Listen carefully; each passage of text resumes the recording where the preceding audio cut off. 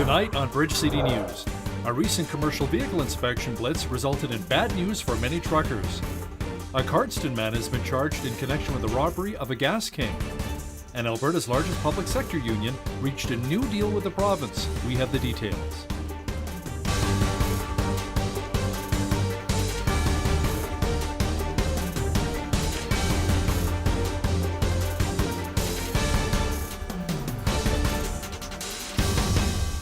Good evening. Thanks so much for joining us. The commercial vehicle inspection blitz wrapped up in Lethbridge. A total of 179 commercial vehicles were inspected. Sadly, 75% failed the inspection and 56% were immediately placed out of service. Problems included bad brakes, equipment issues, and the proper securing of cargo. Failure and out-of-service rates were slightly higher this year compared to last. The vehicle inspection was a collaborative effort of Lethbridge Police, Commercial Vehicle Enforcement, the Calgary Police, peace officers, and Alberta sheriffs. Drinking and driving is a serious problem, and it isn't limited to the roads.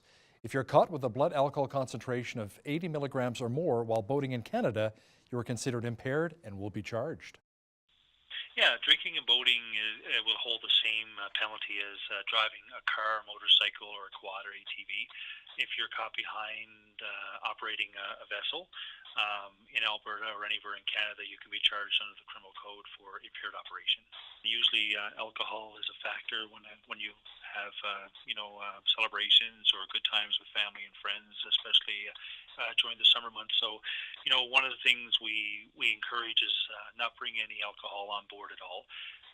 You can be also charged for having alcohol within easy reach of occupants and the operator. So, it's something we don't want people not to have a good time, but you can certainly have a good boating day without having alcohol or drugs involved. A 36-year-old man was arrested and charged earlier this week with boating while intoxicated after running his boat aground at the Old Man Reservoir. Lethbridge police have charged a 14-year-old girl with impaired driving following a series of collisions, including one involving a police car. Around 4 a.m. yesterday, police responded to a report that a vehicle collided with a fence along the 2000 block of 19th Avenue North. The vehicle then hit a second fence, a 7-Eleven, and then finally collided with a police cruiser. The officer suffered minor injuries. The 14-year-old girl, who cannot be named, is charged with impaired and dangerous driving. A court date has not yet been set. A 27-year-old man from Cardston has been charged in connection with an armed robbery at the Gas King on 16th Avenue South. Police say a masked man entered the store, flashed a knife, and demanded cash. He was given money, then fled on foot. Police arrested him a short time later. The money was recovered and returned to the business. Dakota Bruce Ray Oka is charged with robbery. He's currently awaiting a bail hearing. According to Peace Regional RCMP, counterfeit $20 American bills have been circulating in the province. Though the fake money was spotted in the Peace River area, the same thing could happen here in Lethbridge, given the proximity to the U.S. border. According to the U.S. Secret Service, there are 3 noticeable features in genuine American bills. So if you hold the note up to light, you should see a security thread embedded in the note itself.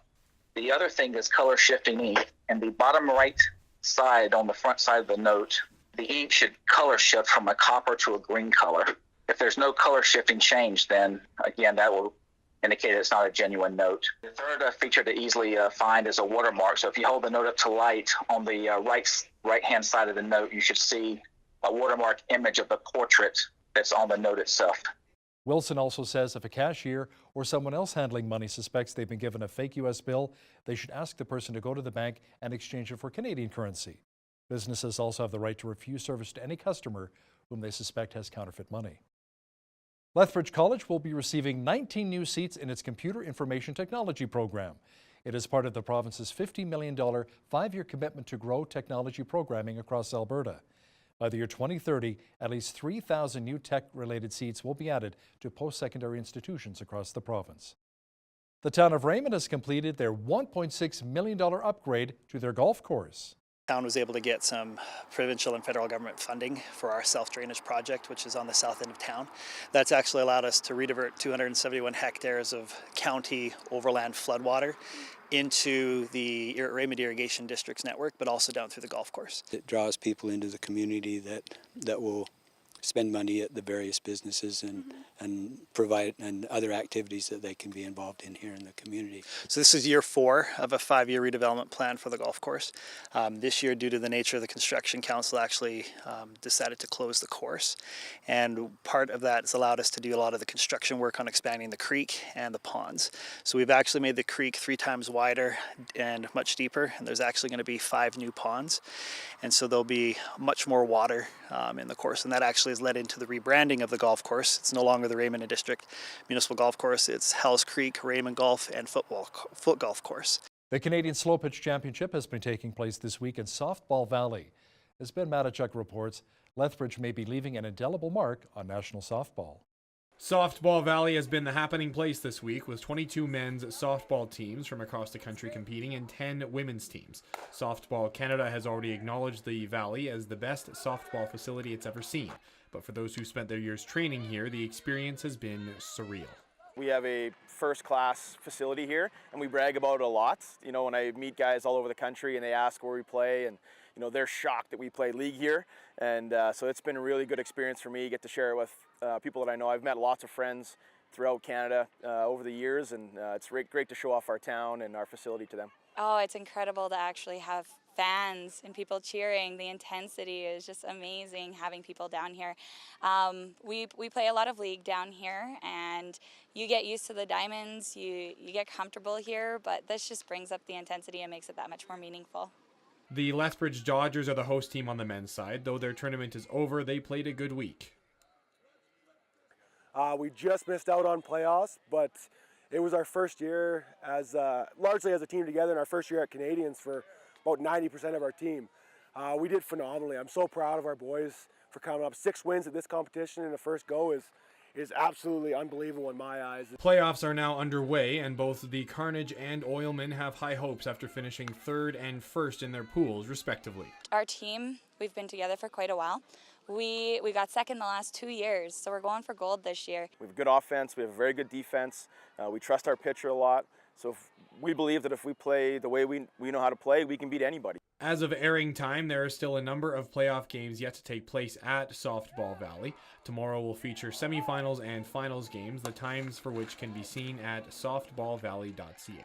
For Bridge City News, I'm Ben Matichuk. The Royal Canadian Air Force says the search for a missing pilot and a Cessna 172 has ended with the discovery of a light plane and a body in a wooded area northwest of Edmonton. The military identified the pilot as Scott Schneider. Schneider and his plane were last seen Sunday afternoon after taking off from Edson. He was reported missing the following day when he failed to report for work. RCMP say the aircraft was found at Lac St. Anne County. Alberta's largest public sector union reached a tentative deal with the province on a new contract. It is a 3-year agreement for 23,000 Alberta Union of Provincial Employees members. A mail-in ratification vote is planned over the next few weeks. If approved by members, the agreement would expire at the end of March of 2020. With this deal, the government reached agreements with the Alberta Teachers Association, Health Sciences Association, and the United Nurses of Alberta. The forest fire situation continues to worsen across British Columbia. The city of Kimberley is now on evacuation alert due to 56 square kilometer wildfire, which continues to push north. In the north central part of the province, a 683 square kilometer fire has prompted evacuation orders or alerts from Fraser Lake all the way to Fort St. James. Nearly 600 wildfires are currently burning across BC, which remains under a state of emergency. Saskatchewan is providing some help to BC as it deals with all of those wildfires. 60 firefighters and 27 support personnel are in British Columbia, and more could be arriving soon. Saskatchewan Premier Scott Moe says 3 years ago, BC helped Saskatchewan deal with its wildfires, so now it's time to repay the favor. As of yesterday afternoon, there were 7 active wildfires burning in Saskatchewan. Police in Hayden, Alabama say 12 people were hospitalized, including 3 who were seriously injured after a tent collapsed. Local media say around 400 people were under the tent last night. This is more a freak accident, you know, because of that pop-up storm. It just came out of nowhere. As far as our investigation, we're done. We're just assessing patients. It was on this date that Hurricane Camille slammed the Gulf Coast, killing more than 250 people. Gold was found in the Yukon, and actor Robert De Niro was born. This is Today in History for August the 17th.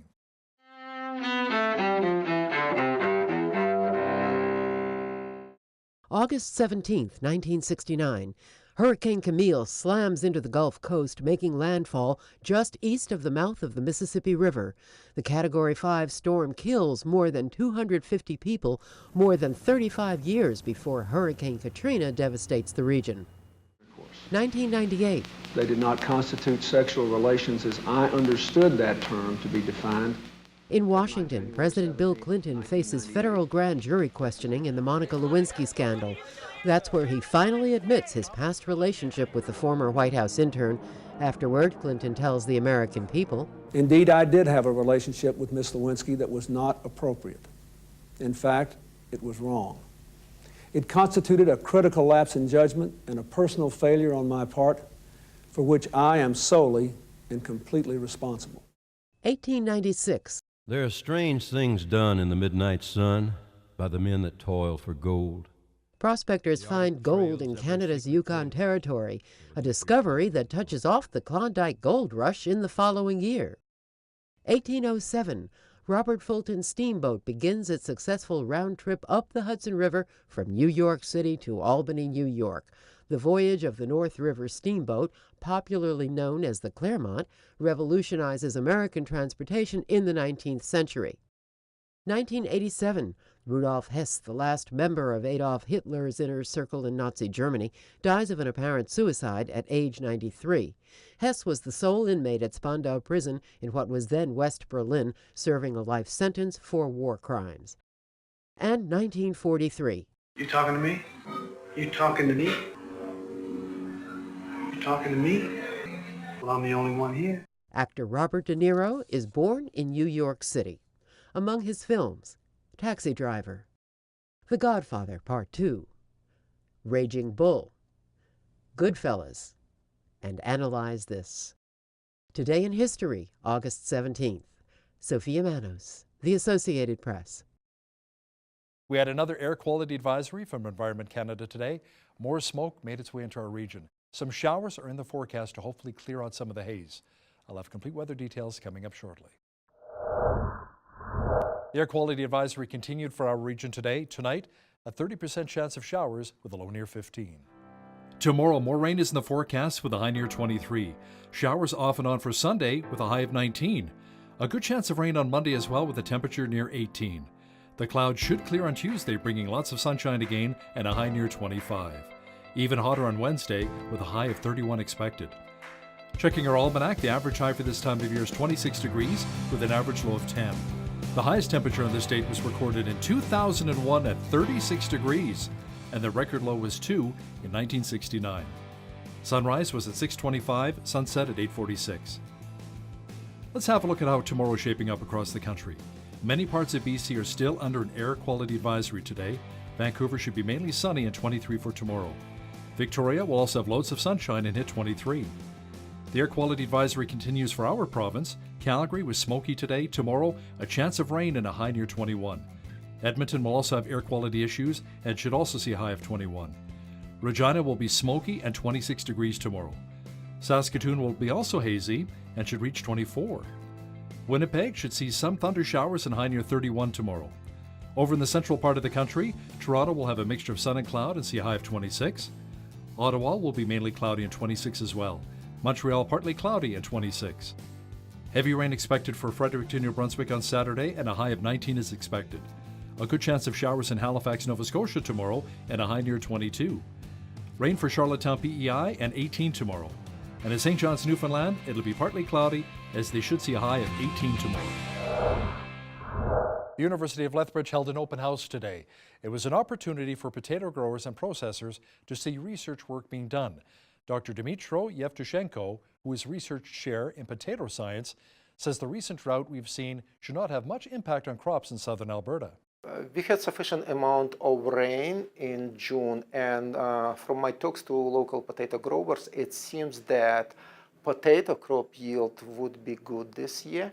Again, because we had sufficient rainfall in June, and the most important, the southern Alberta is an irrigated area.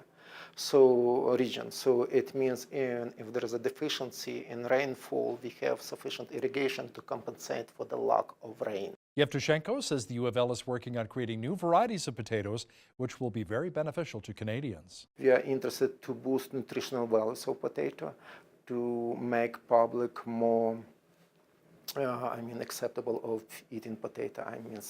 To boost the amount of antioxidants, for example, to improve glycemic index, and many other things. In many countries, potato is a staple food, and it's probably, in terms of input and production, it's the most, not beneficial, but the most easiest food to feed growing population.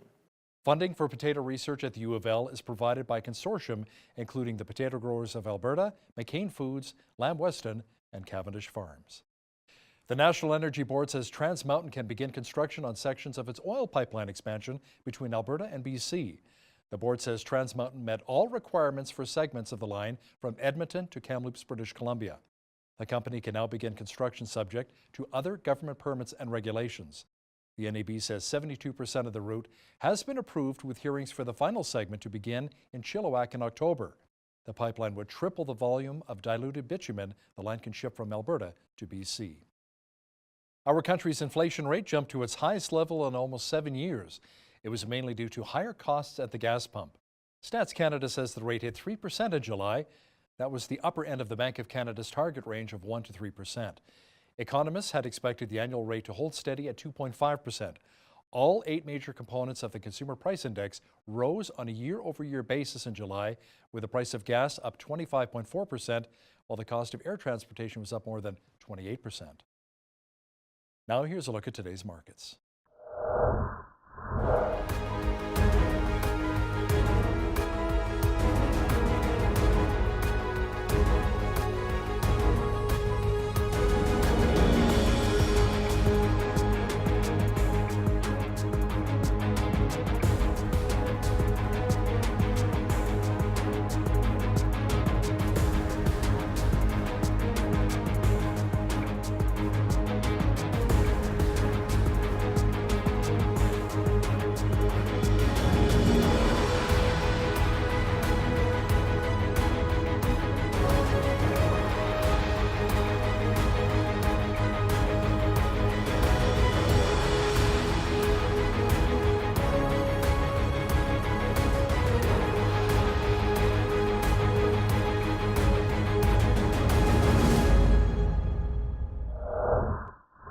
Recapping one of our top stories this hour, the commercial vehicle inspection blitz wrapped up in Lethbridge. A total of 179 commercial vehicles were inspected. Sadly, 75% failed the inspection and 56% were immediately placed out of service. Problems included bad brakes, equipment issues, and the proper securing of cargo. When you see news happening, drop us an email at info@bridgecitynews.ca. And if you missed any of today's top stories, check out our full newscast online at bridgecitynews.ca. The U.S. is busy trying to negotiate a new trade deal with Mexico while Canada sits on the sidelines. Does that mean NAFTA is dead?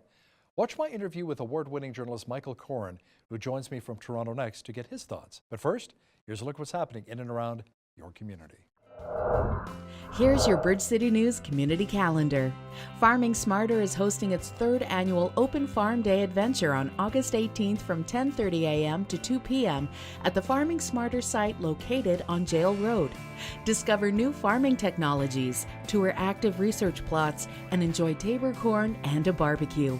Lots to see and do at the Open Farm Day adventure. For more details and to register for this event, visit farmingsmarter.com. The Interfaith Food Bank is presenting a new program called The Gardener and the Chef on August 24th, 30th, and September 7th from 6 to 8 p.m. in the Interfaith Learning Garden. Learn how to budget, garden, and cook using what you've harvested. Attendance is free, but donations are gratefully accepted. Come for 1, 2, or all 3 sessions. To register, email garden@interfaithfoodbank.ca. Celebrate Recovery is a Christ-centered recovery program for any hurt, hang-up, and habit. This group meets Friday nights at the Park Meadows Baptist Church. The evening begins at 6 p.m. with supper and follows with an opportunity to share and connect with others in small groups. For more information, visit celebraterecovery.ca. And that's your Bridge City News Community Calendar. The trade war with the United States continues. There's no deal in place for NAFTA, and it seems as though the U.S. is working on some bilateral trade deals with Mexico, while Canada sits on the sidelines. Joining me now via Skype from Toronto is award-winning journalist Michael Coren. Michael, U.S. President Donald Trump offered a bilateral trade deal with Canada first. Trudeau said, no thanks. So here we are. Michael, it wasn't that long ago that Mexico said they wouldn't even consider a bilateral trade deal that would shut Canada out. Golly, can't trust anybody these days, can we? No. Shouldn't be surprised with this, but this is a work in progress and process. It isn't over yet.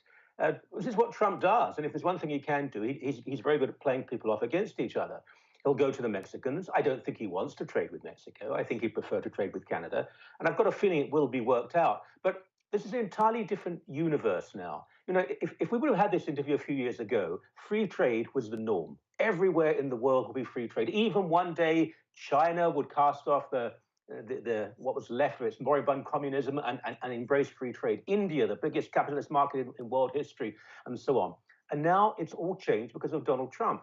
Free trade does, I think, become an advantage for most people, including, in fact, especially working people.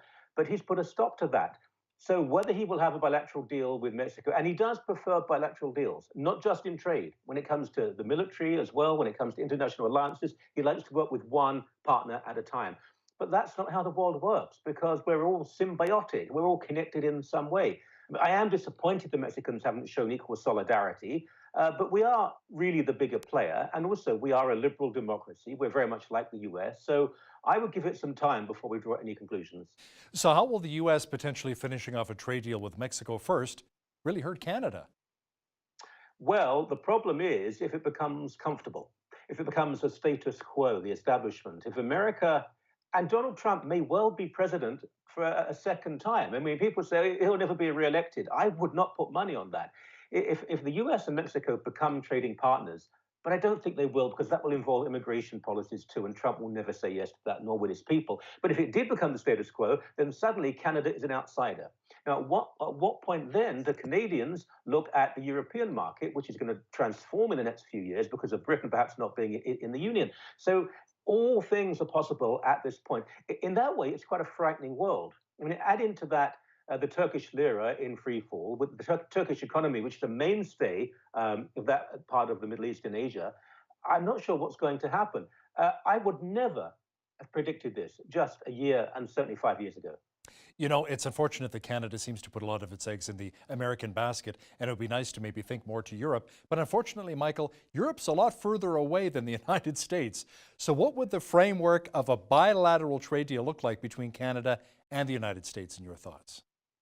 Well, it's not so much with the US, particularly it's with 3 or 4 border states, isn't it? And those border states tend to be quite pro-Canadian and fairly liberal and not particularly pro-Trump. So if it is a bilateral deal, I think at some point NAFTA, if it does exist, it will not resemble what it did just a couple of years ago. And even if there is a different Republican or a Democrat in the White House, I don't think NAFTA will ever be the same again. But we just don't know. I mean, I would guarantee there are talks taking place right now between American and Canadian diplomats and business leaders. Because remember this, whatever your party politics in the US, it is in your interest to have a strong deal with Canada. We have an enormous market, 35 million people, growing like crazy, with a lot of income. The difference with Mexico is a very large country. Mexico City, huge, but people don't have disposable income the way Canadians do. So putting aside values, being totally cynical about this, let's say democracy doesn't matter and virtues don't matter. American business and industry wants to sell to people who have the money. Canadians have the money. Well, think about the resources we have as well that the Americans want. I mean, our oil, our agriculture, you know, I mean, there's the lumber. There's a lot that we have to offer that Americans really want. Huge amounts we have to offer. You know, a lot of times when I go to Home Hardware, Home Depot, I want to rebuild my deck or whatever. I say, what happened to the good lumber? Oh, it's already gone. It's on its way to the United States or Japan. What? So I get all the warped, naughty wood, right, to rebuild my deck. Actually, that's just you. They do have the good wood, but they see you coming and they say, give him the best. But I just want to make one more point about immigration, because when you have a trade deal, it's never just about trade. It's about cultural communications. It's about borders. It's about immigration. Now, Trump's strong card with, I suppose, more callow end of his supporters is very tough on immigration. Build a wall. Don't let too many people in. Not from Canada, from Mexico. So I think in the long term, and he does know how to appeal to his base, I don't think that deal with Mexico will be very profound. Now, what I don't understand about U.S. President Donald Trump is the guy is a businessman. He has companies that have business interests all around the world, yet he has such this protectionist mindset mentality as president. Does he not realize that the world's economies are intertwined? You know, charging huge tariffs to Canada and China will always come back to bite you? Well, a couple of responses to that. One is there are many people who knew him and know him, and some who don't and don't like him, who will say he wasn't really a great business leader. He inherited money and people managed it for him. And in fact, he's not that skilled as a negotiator. But other people would say, and I would agree with this, that Donald Trump as president is a different man from Donald Trump as a business leader. And he's very good at feeling the pulse of a very conservative populist opinion out there, because he says things sometimes that don't make any sense, but my golly, people like it. So he knows that even with tariffs, even though it might in the long term be damaging, and we don't know yet, it's worthwhile politically. Now, we might see, as we did with President Clinton, if Trump is reelected, a radically different second administration, of course. Now, how have the 25% tariffs on steel, 10 points on aluminum really impacted businesses in Canada? I know Molson, Coke, and other companies are saying they're having to start charging a little bit more for their products because of the use of aluminum that's going up with the tariffs. It's been minimal. I would be very surprised if people said, my golly, hasn't this changed everything? It won't change. We see small increases and, well, they very seldom go down, and we barely notice them. So this will not be of such an extent to really make people very concerned. I think it's more the whole idea of who our partners are in international trade. And that's very jarring to think of a country, whatever, I mean, we have the attitude to the US, we mock and we make fun and all the rest of it, but we are close allies, we're siblings, really. And to see that division taking place, and I have to say, if we feel it, spend time in Germany or the UK, they're stunned. What they thought was their closest friend is now becoming someone who is, and this is the problem, it provides an opening for Russia. Russia is, for example, in the Middle East, Russia is now the only trusted player for all parties, no longer America. Everyone, the Israelis, the Saudis, everyone trusts the Russians. What happens if Russia and China start to move into the European markets more and more? At some point, the European markets have to say, we'll trade with whomever will trade with us. Now, what can the Canadian government actually do to protect those companies impacted by the tariffs? I mean, especially now they're talking about tariffs on the auto industry. That would really devastate the auto industry. I mean, think about the Oakville plant, you know, building on the Ford products, in Oshawa with the GM plant. It's got to have a major effect, Michael. Well, it does. In Quebec, look, a lot of money was given to protect certain industries. This has happened on a provincial level elsewhere, but we don't have the money to do that. If the American market was suddenly drastically hit, it's not going to matter too much if there are small hits. There have been many over the years. There are bumps. But if it was drastically hit, we don't have the money to support our industry. And when we can't become a protectionist state, it simply wouldn't work. And as you said earlier, we can't transport vehicles, and they're North American vehicles. We're not making for the European market. That will cost a fortune in reinvesting to produce different types of cars. I am optimistic, though. Most of the big companies are international. If you spend any time, I used to live in Oshawa, for example. I work in Oakville often. If you speak to people there, they do talk about the Canadian car industry, but actually they talk about the North American car industry. They're very entwined. And I just cannot believe this will not work itself out, because Trump is listening to people, very wealthy, powerful people who make cars. And they're not saying to him, let's really make a mess on the Canadian border. And what's interesting as well, a lot of the vehicles that are manufactured maybe starts off in Canada, but then it goes to the United States, Mexico, back to the U.S. before it comes back to Canada. And that was all part and parcel with the NAFTA package. Now, what about Canadian companies that have locations in the United States? How will all of the tariffs really impact them? That's a very good question. We don't know. I mean, that we have no idea, because that involves more than simply where they live. That also involves their visas, how long they're allowed to work, and so on, bringing up families, healthcare. I mean, there are so many issues at play here which haven't really been thought through. And as much as I do blame Donald Trump for a lot of this, I would say that the Trudeau administration has been sometimes acted too quickly and sometimes acted too slowly. That might sound confusing, but there are times when, for example, with Saudi Arabia, out of the blue it seemed to come, I'm not saying they were wrong, but out of the blue, there was this comment made about Saudi Arabia. And then with NAFTA, unless they were working and we weren't aware of it, it seemed rather slow in actually taking place. I don't know about the personal relationships that we have at the highest level, but good Lord, if I was a Canadian working in the US right now and had raised my family there, my children may have been born there, they could be American citizens, I'd be very worried.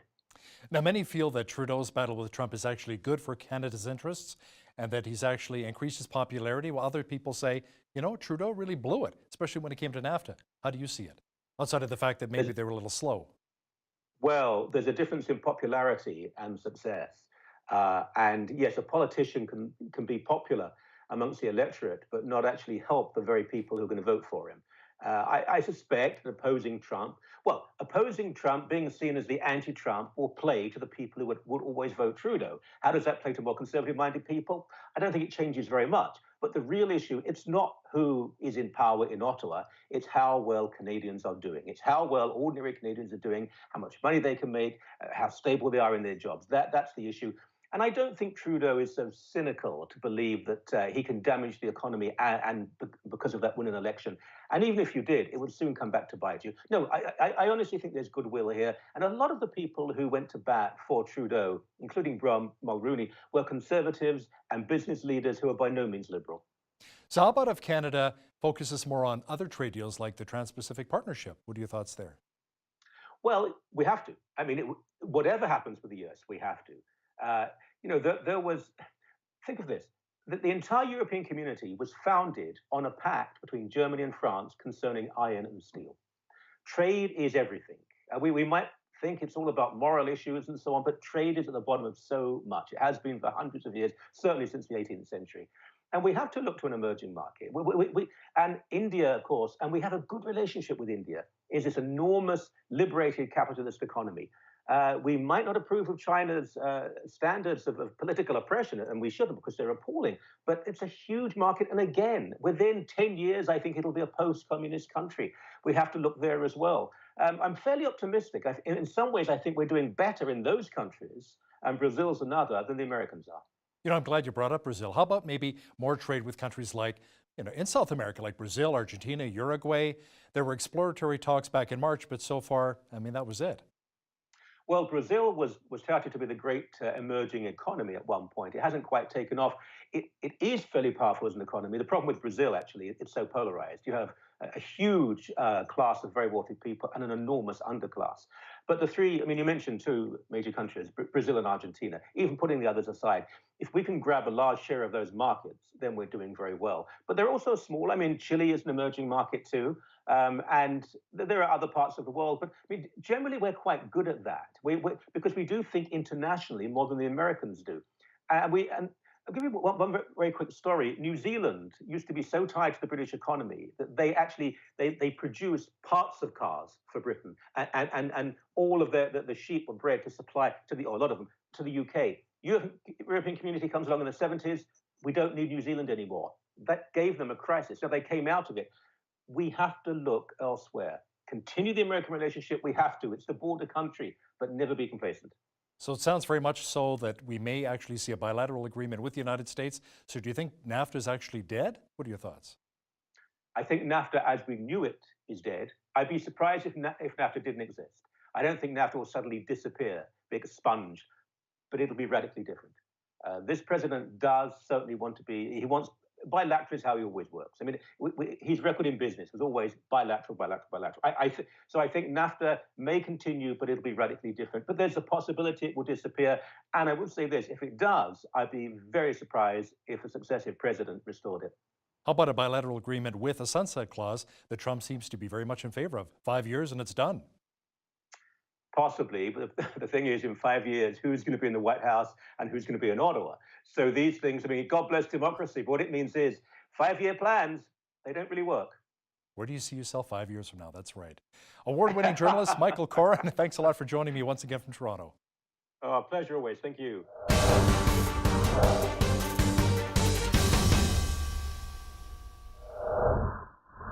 From time to time, we hear news of an American fast food restaurant expanding into Canada. Often, it's welcome news for hungry consumers. But for some in Toronto, news of Chick-fil-A coming to Canada has sparked a firestorm of protests. Joining me now is Jonathan Van Maren. He's a columnist and the host of the radio program called The Bridgehead and kind of a fan of Chick-fil-A. Welcome to Bridge City News, Jonathan. Thanks for having me. So there's been quite a bit of outcry from left-wing media outlets and online bloggers in response to the fast food chain Chick-fil-A planning on opening in Toronto next year. Can you give me a bit of background on this? Yeah, it's really kind of a strange controversy. It boils down to the fact that Chick-fil-A is actually owned by a Southern Baptist family in the United States called the Cathy family. And the CEO of that family, Dan Cathy, he actually has opposed gay marriage, which was a very hot debate in the United States until 2015 when the Supreme Court legalized it in all 50 states. And of course was a controversy here in Canada about 15 years ago now. And so, because of that controversy, and because we're in this really strange period where all of your private opinions immediately trigger boycotts, when those opinions were made known, there was this massive protest staged against Chick-fil-A, where gay and lesbian couples showed up at Chick-fil-A locations across the United States, and they held what was called a kiss-in, where they essentially kissed in public at these restaurants. And then there was a counter protest where everybody who supported Dan Cathy showed up to show their solidarity by buying these chicken sandwiches. And so ever since then, nobody's been able to talk about this restaurant chain, even though it has no official position on anything besides chicken, without mentioning the personal beliefs of the CEO, Dan Cathy. And that's what you're seeing happening now with its arrival in Canada. So the message seems to be that if you believe in the traditional definition of a family unit, as many Canadians do, then you should not be allowed to do business in Canada? Yeah, no, it's even stranger than that, because in the articles that were written in the Canadian media on the arrival of Chick-fil-A, so by the Financial Post and the Globe and Mail, you had these just extraordinarily tortured sentences where they would try to say things like Chick-fil-A, whose CEO has said that he opposes gay marriage, comma, and then, something else about the restaurant. So it's so obviously awkward to insert the beliefs of one of the owners of the business into an article about, a diner that serves chicken sandwiches, but they still do it because apparently that's just an incredibly big deal. It's confusing to a lot of normal people.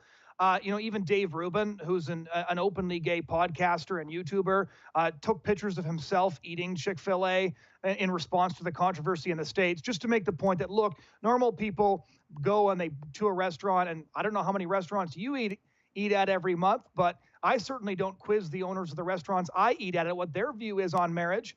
And it just seems like a kind of a strange thing to do. And it's this effort to politicize absolutely everything. I think people are getting kind of sick of it. What if the shoe's on the other foot? Let's say an atheist wants to open up a restaurant that features the God is Dead pizza. Should they not be allowed to do so in a free country? Well, that's just exactly it, is that most consumers don't, go to extraordinary lengths to find out what the owners of those businesses think before they go there. And so the Chick-fil-A controversy is kind of a non-controversy, but a petition got started up in Calgary, actually, when one small restaurant opened up in the Calgary airport a couple of years ago, basically saying that if you go and eat there, you're getting your chicken with a side of homophobia. But I would bet that most staff members at Chick-fil-A aren't even aware of what the private positions of the CEO are. Now, Toronto prides itself on being a very diverse and inclusive community.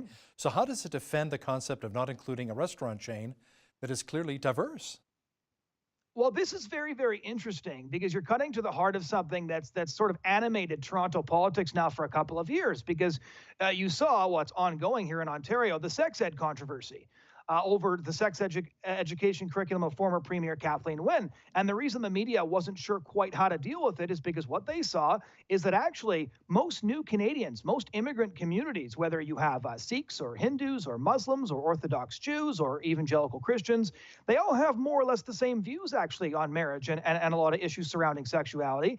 And so in order to endorse diversity, you don't get to pick and choose. You have to recognize that Canada is a very diverse and multicultural place. And when you drill right down to it, actually, there is an enormous number of people in Toronto, in those ethnic communities, that feel exactly the same way about marriage that CEO Dan Cathy does. Now, is there a plan to boycott the restaurant once it opens in Toronto? So there's a lot of loud noise being made online. So of course, there's the petition I mentioned, which has tens of thousands of signatures already. There's the media that has attempted to sort of wrangle a sentence in about Dan Cathy's views whenever they're writing about the arrival of this restaurant chain. But by and large, I suspect we're going to see what's happened in the States, where there's a handful of people that make it their business to complain whenever somebody who doesn't agree with them surfaces in the public sphere. But most people will ignore it. The same thing happened actually just a couple of months ago in New York City when Chick-fil-A opened a restaurant there. And there was a columnist in the New Yorker who wrote about its creepy and pervasive traditionalism because they were closed on Sunday. Now, Shane Windmeyer is the founder of Campus Pride in the United States, and his group was regularly protesting at Chick-fil-A restaurants. But then Dan Cathy, you know, the owner of Chick-fil-A, called him up and started a conversation, inviting him to be a personal guest at a Chick-fil-A college football game. Now, this gay activist now says he's friends with Dan Cathy, even though they can agree to disagree. What can Toronto protesters learn from this?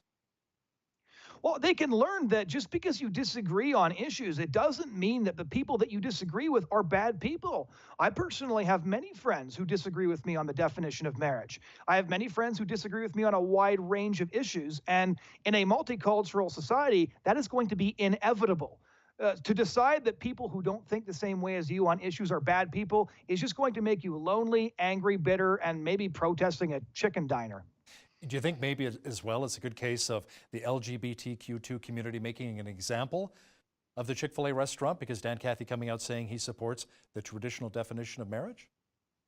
Well, I think that's exactly right, and they've been doing quite a bit of that recently. There's a lot of activists who fought for the legalization of gay marriage, like Andrew Sullivan, who have said, look, we won the civil rights that we were working towards, and now this idea that we need to punish anybody who's ever disagreed with us, it's just wrong, and civil societies tear each other apart if they can't figure out how to live together. And so they are trying to punish Chick-fil-A. They just like they're trying to punish, Jack Phillips of Masterpiece Cake Shop and, a little old florist in Washington. But there's a lot of gay rights activists, even who fought for the legalization of marriage, who are saying enough. This is overreach. People are tired of it. They just want to eat some chicken. Now, is part of this also fueled by the left-wing media reporting? What are your thoughts? Well, I think so, because in today's clickbait outrage era, nobody's going to read a story about just, a diner opening. But if you make the entire story about homophobic chicken diners opening, and then you call around and solicit some outrage from select activists that you know are going to oppose this, then suddenly you've got yourself a more interesting story. I know activists often get phone calls from the media about situations they've never heard of. I've experienced this myself before, where they say, so what do you think of this? And suddenly they get an outraged quote from an activist who may have heard about that story first from the reporter writing the story. You know what it makes for good television at the same time? The more colorful, the better, right? Right. Now, one of the unique things about Chick-fil-A as well is that it closes on Sundays, as you mentioned earlier, in order to give employees a day off and a chance to go to church, whether it's a 9 a.m. service, 10 a.m. service, 11 a.m. Is that kind of rubbing people the wrong way as well, Jonathan? It's kind of interesting you bring that up, because there was a columnist in the New Yorker who mentioned that the closing on Sunday thing it was sort of a dark indicator of their Christian roots, when in reality, as I understand it, the left especially likes to talk about workers' rights. And the idea that an organization would come under fire for giving their employees a mandatory day off is so obviously grasping for reasons to dislike them that I think it appears ridiculous to most people. Now, do you think this opposition to Chick-fil-A opening in Canada will actually get more and more traction, or will people just simply say, you know what, go out and enjoy some good chicken, don't worry about it, relax? I think the majority of people are going to do precisely what you say. They're going to say, "Oh, new restaurant opened it up. Let's try out the chicken and see how it is." There is the chance that the media might try to stoke some sort of story, and then some enterprising campus activist who doesn't have any real injustice to fight want to cut their teeth on something and get the guaranteed media coverage and try to organize some protest. It wouldn't surprise me if that happened, but it would not be, your average Torontonian, because most people, it turns out, are just trying to get on with their lives and don't have time to get angry about small issues like this. Now, you've actually tried some of the Chick-fil-A chicken in the past, right? Tell me about that experience. I have. And where did you enjoy it? Well, it was just in the States. I work for a pro-life organization, and we do some volunteer work with organizations down there every now and again. And we usually try to go there because I myself am a Christian, and I like to patronize restaurants that are closed on Sunday. And I know a lot of my friends do as well. So they actually get our business for that reason. And I find it to be quite delicious. Their staff members are actually well known for being extremely polite. They have very stringent hiring practices to ensure that everybody has a very pleasant experience at their restaurant. I look forward to going and trying it out at a Toronto location, and I think a lot of Torontonians will have the same experience I did. Jonathan Van Meren is a columnist and host of the radio program The Bridgehead. Thanks a lot for your time today. Thanks for having me. Last year was a day of reckoning when it came to sexual harassment. It seems to be continuing now in 2018. On the bright side, employers are making real efforts to turn things around, but it does raise some interesting questions, such as, how did we get here? How do we change things so our society is one that really fosters more love and respect for each other? To discuss this further, joining me now from North Salem, New York, is Dr. Jeffrey Rubin, psychotherapist and author of The Art of Flourishing. Welcome to Bridge City News, Doctor. Thanks for having me. Now let's talk about, how did we actually get here? You know, what went wrong with society to get us to a place where this kind of behavior for men in the workplace and at home became tolerated behavior? I think there's several factors. One is the way we raise boys.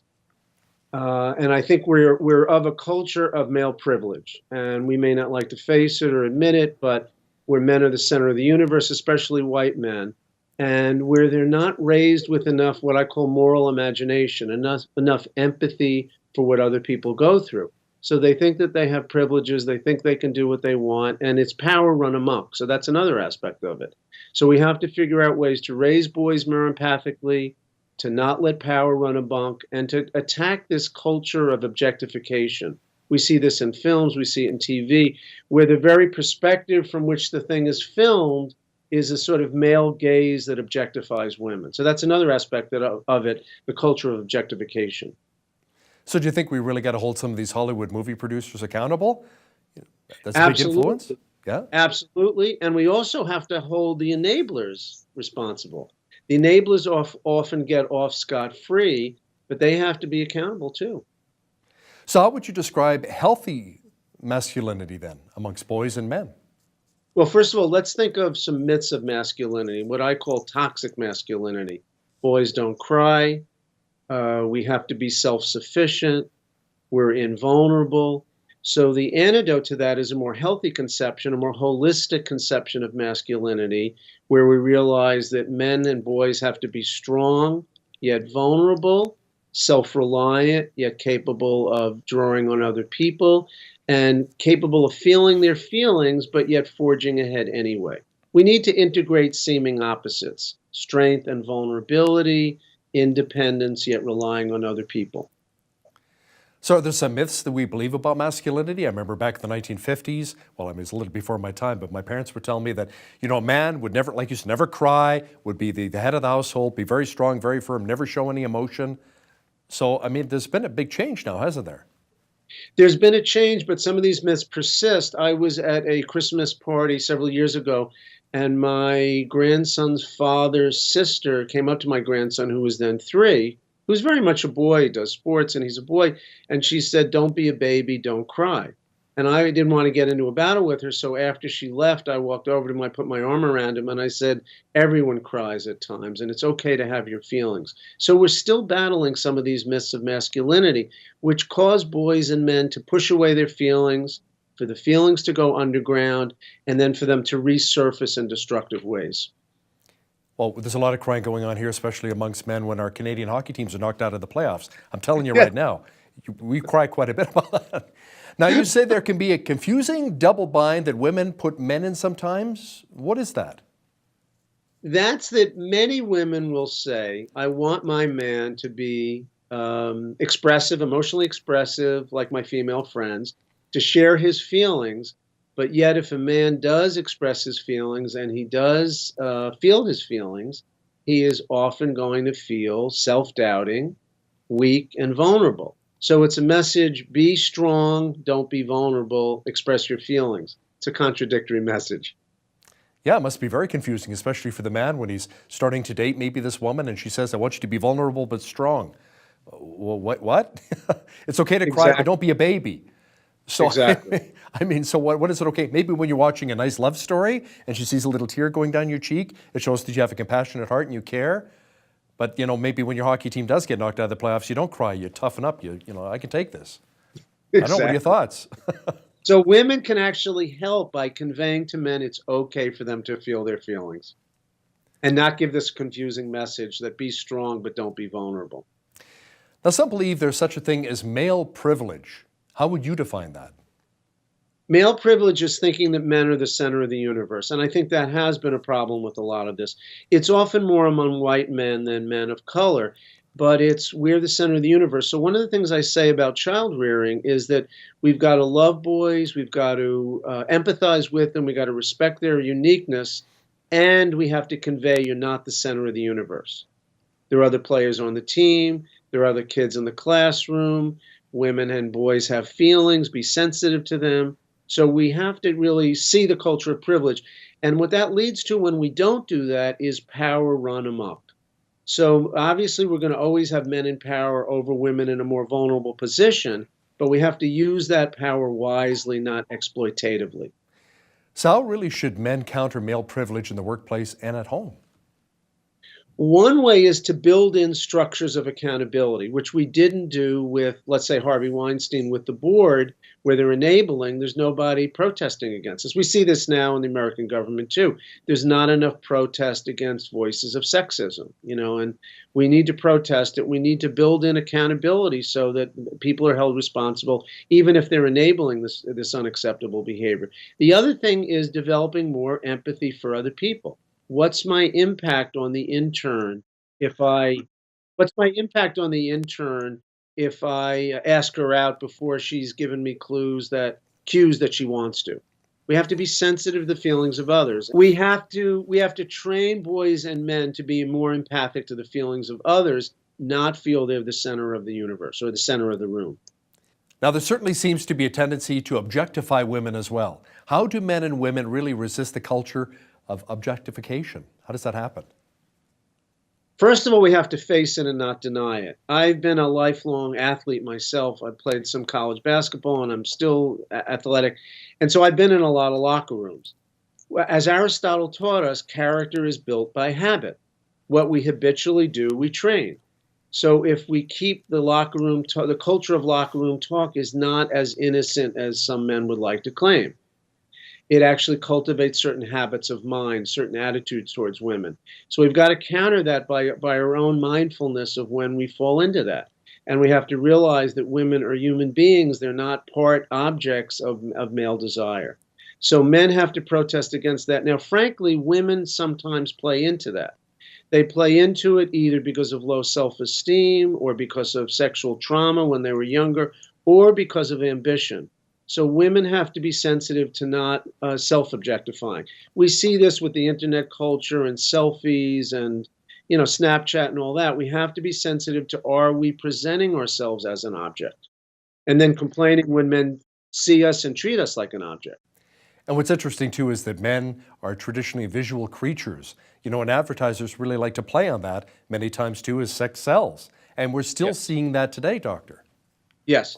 There was an article years ago by Laura Mulvey about the male gaze in movies, that movies are narrated from a perspective of male desire, of showing the back of a woman's legs as she walks past, not doing the same to men. So we have to notice all the conscious and unconscious ways this is operative. And if we really want to create more sensitive boys and women that are treated better, we have to be sensitive and try to transform this.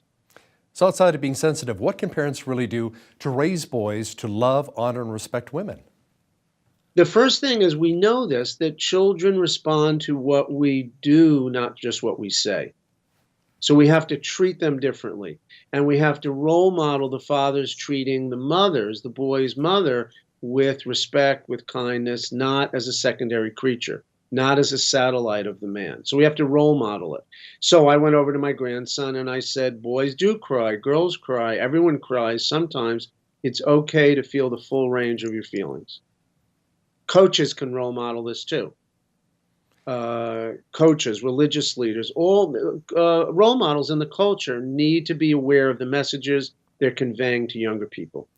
Are you noticing as well, speaking of cultures, maybe people from other countries who are coming to North America, bringing different ideologies, especially when it comes to male and females? So maybe they have to be maybe trained or educated a little bit as well about how we love, honor, and respect women here. Yes, I'm loath to make large-scale cultural generalizations because I think cultures are, made up of individuals. But there are certain cultures, and we know what they are. I think India is one of them, where there are a lot of horrific incidents that we hear about in the news. So yeah, we have to be really sensitive to that. And both men and women have to speak up, but men have to realize that it's not always easy for women to speak up because they often have spoken up and they're not taken seriously. So the message is we're never going to respond if you complain, and in fact, you're going to lose your job if you complain. So we've got to sort of change that culture of the sort of tyranny that silences women's voices. Dr. Jeffrey Rubin, a psychotherapist and author of The Art of Flourishing, a guide to mindfulness, self-care, and love in a chaotic world. And it certainly is a chaotic world. Thanks for joining me today. Thanks for having me. On behalf of all of us here at Bridge City News, I'm Hal Roberts. God bless and have a great night.